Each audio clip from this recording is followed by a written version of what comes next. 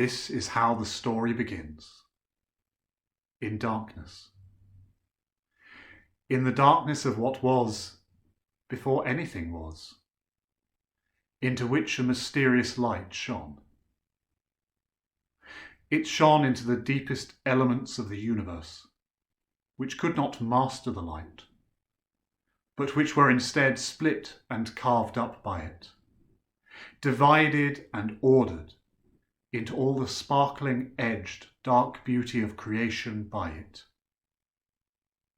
Lightning struck they were, by the power of the light to bring into being life and all that is. This night, we recall that early darkness and the light that formed and shaped it by its power. That darkness was before history began, and it remains in our imagination now as a realm of creative possibility and potential, of the influence of God's deep magic. It was imagined to be so by Christina Rossetti, who in her poem Christmas Eve wrote that Christmas hath a darkness brighter than the blazing noon.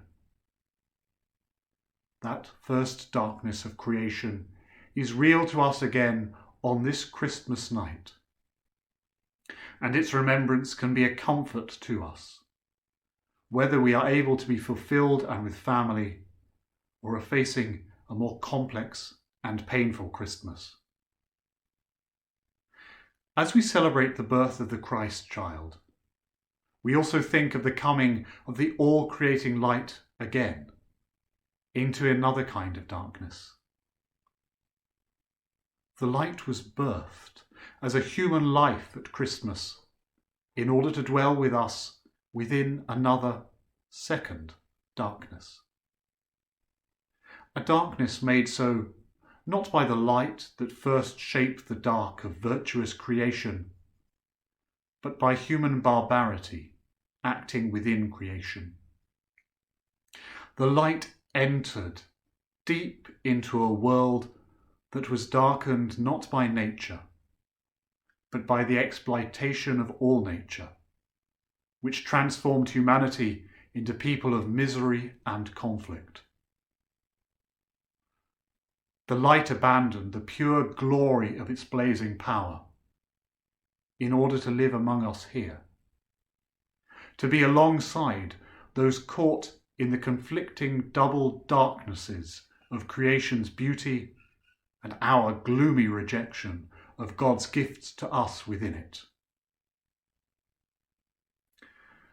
The writer of the Gospel of John perceived the darkness of human selfishness as a realm of danger, within which we could not clearly perceive the coming of the light at Christmas, within which, our senses unnaturally dimmed, we focused on fear. We were confronted by the powers of confusion and unbelief and violence, and so struggled to see the greater power of God. Yet, into this increasing darkening of what was once meant to be the light, the Son of God, was born a human to show us the true intended contours and the deep colours of creation. It was 2,000 long years ago, in a dark, dark town, in a dark, dark street, in a dark, dark house, that he was birthed, where that weak infant pierced with a point of divine light both the mystery and the misery of the world. And his birth made the Word, which is the light, flesh, and he dwelt among us. And even in the depth of our world's second darkness, his light was eventually seen and received as a blazing glory, the glory as of a Father's only Son, full of grace and truth. In our dark, dark towns, in our dark, dark streets, in our dark, dark houses, and down the dark, dark stairs to the dark, dark cellars of our souls, skeletons live, or half live.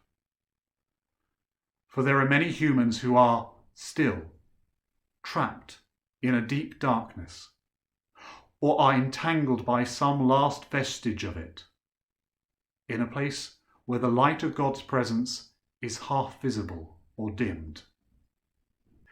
In these places, the darkness humanity miscreated still seems to remove, through exploitation or cruelty, our chance to live a real and full human life. This second darkness, far from being a realm of potential and of the imagination, a place consistent with God's love in creation, strips humans down to the bone, so that we are not able to see clearly that we were once made to embody a beautiful reality, fully fleshed. We poor skeletal imitations of fully alive beings are often frightening to each other and are frightened in ourselves, roaming around a world that still lacks understanding of the complete fullness of life which God desires to show us. Without a full reality of human flourishing in the flesh, our ability to understand our place in creation or to reflect and resemble the creative light of God's love is so limited. And so the Word, which is the light, became the realest of all real human flesh, entering also into the fullness of our dark, dark lives. We who possess only a skeletal sort of humanity can now see in him a model in flesh of what we were created to be at the beginning of the story. The Word became human flesh to reclothe us in a fuller humanity, and to bring us from fearing each other and the dark too, because we had miscreated a macabre parody of God's creation in our second darkness of sin. The light has dawned and is still redeeming us from that second darkness, so that we can perceive the virtuous dark of creation again.